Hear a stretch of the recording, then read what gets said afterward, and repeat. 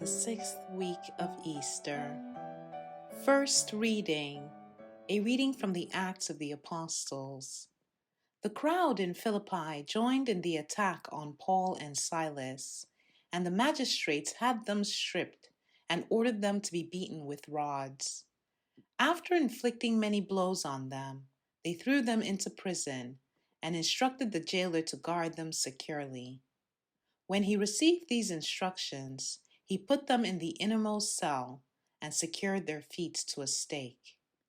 About midnight, while Paul and Silas were praying and singing hymns to God as the prisoners listened, there was suddenly such a severe earthquake that the foundations of the jail shook. All the doors flew open, and the chains of all were pulled loose. When the jailer woke up and saw the prison doors wide open, he drew his sword and was about to kill himself, thinking that the prisoners had escaped. But Paul shouted out in a loud voice, "Do no harm to yourself. We are all here." He asked for a light and rushed in, and trembling with fear, he fell down before Paul and Silas. Then he brought them out and said, "Sirs, what must I do to be saved?" And they said, "Believe in the Lord Jesus, and you and your household will be saved." So they spoke the word of the Lord to him and to everyone in his house. He took them in at that hour of the night and bathed their wounds. Then he and all his family were baptized at once.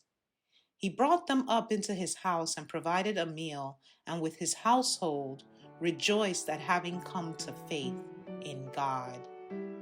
The word of the Lord.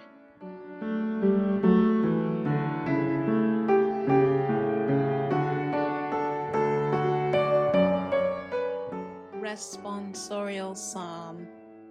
The response is, "Your right hand saves me, O Lord." I will give thanks to you, O Lord, with all my heart, for you have heard the words of my mouth. In the presence of the angels I will sing your praise. I will worship at your holy temple and give thanks to your name. Your right hand saves me, O Lord. Because of your kindness and your truth, you have made great above all things your name and your promise.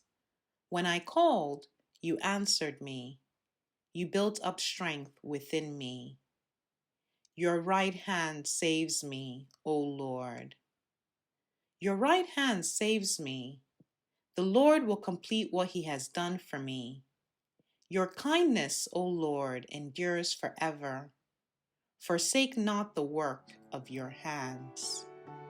Your right hand saves me, O Lord.